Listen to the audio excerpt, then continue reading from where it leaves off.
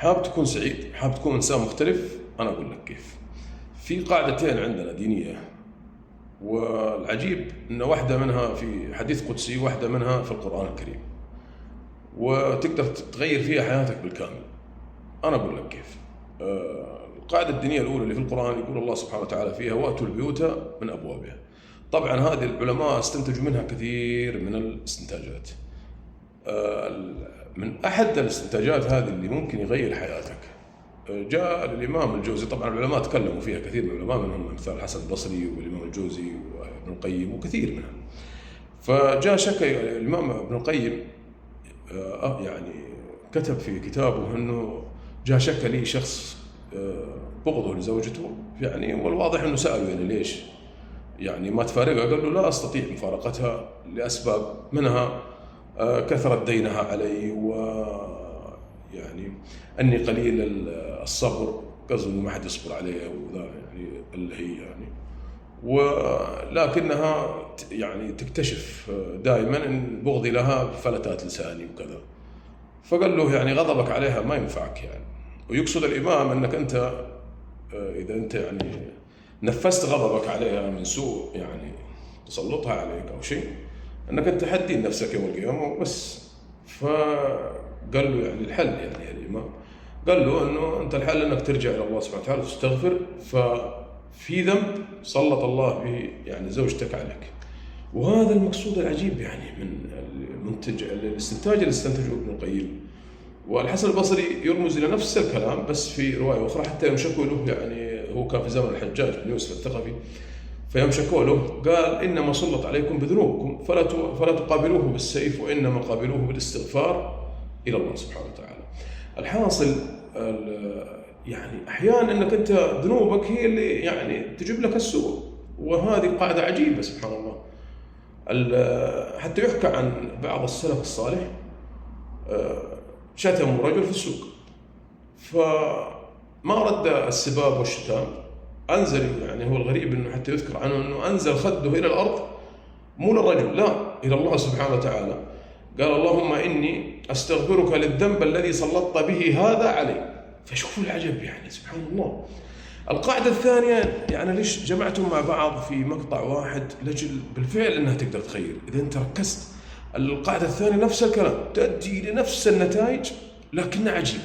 حديث القدسي اللي هو أخرجه الإمام مسلم في صحيحه ورواه أبو ذر الغفاري، يقول قال رسول الله صلى الله عليه وسلم، يعني هو حديث طويل لكن نهايته يعني طبعا يرويه محمد صلى الله عليه وسلم عن ربه، فهو حديث قدسي. فنهاية الحديث يقول: يا عبادي إنما هي أعمالكم أحصيها لكم ثم أوفيكم إياها، فمن وجد خيرا فليحمد الله، ومن وجد غير ذلك فلا يلومن إلا نفسه.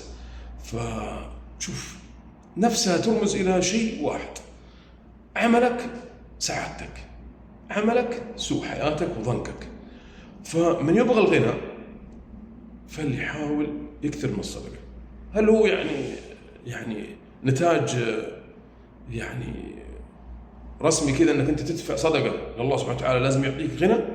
لا، يعني انت ما في شيء يجبر الله سبحانه وتعالى على العمل معنا، يعني اقصد نتائجنا، انما الله سبحانه وتعالى ما ينقص شيء، هو غني سبحانه وتعالى في عطاء.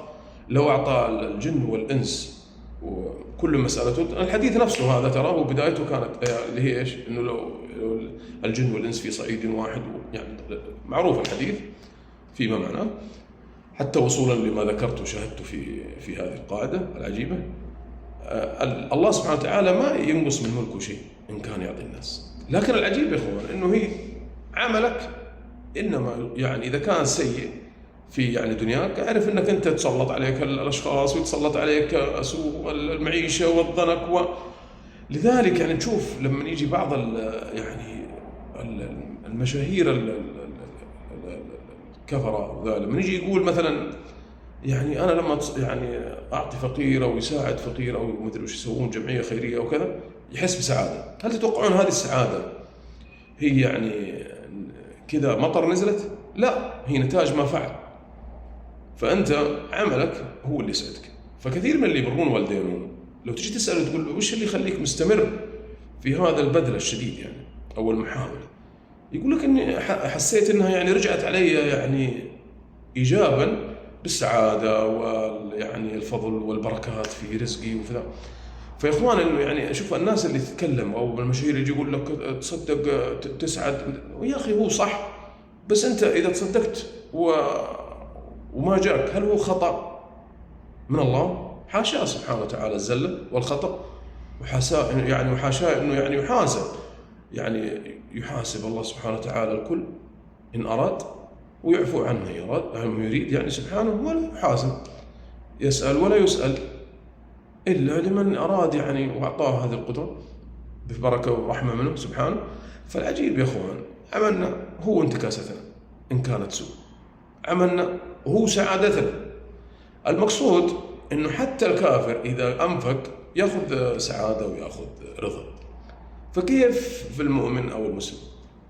فاللي أتمناه يعني من كل شخص يسمع المقطع يفهم إنه أولا أنا ما عندي مسألة إنه أنشروا نشرتوه يعني هذا شيء يعني يرجع في عملك، إن كان أحد عمل في هذا القواعد واستفاد منها قديش تأخذ من أجر، فما يضيف لي شيء انتشاره. لكن أنا بقول بس شيء يعني محدد، المراهقين يعني والصغار بيننا لو فهموا هذه القواعد حتتغير حياتهم من بدايتها. يعني لا شك إنه الإنسان الكبير إنه لو سمع وتغير شيء جيد، لكنها شيء ممتاز لو كانت من البداية. فهمتوا علي كيف؟ فأقصد الصغار أولى بهذه الحكمة وهذا يعني المنطق. فاللي يقول لي ليش حكمة، يعني حياة الرسول صلى الله عليه وسلم وأقواله كلها من الحكمة. والحاصل أنه لا تفكر أنه أنت بتسوي شيء في خير ما يرد عليك في حياتك الدنيا قبل الآخرة، فأنت هي أعمالك اللي بترجع لك. وهذول اللي يجيك يعني اللي لا تسلط عليه حرمته ولا أذته ولا زعلته وذا ويرد عليها وذا، أنت هناك بتدين نفسك هناك، لأنه زلاتك مكتوبة وزلاته مكتوبة، كل يعني بيتحاسب إلا من عفى الله سبحانه وتعالى عنه وأكرمه بالتجاوز. أسأل الله أني وإياكم يشملنا بالتجاوز والعفو والمغفرة. موفقين يا أخوان.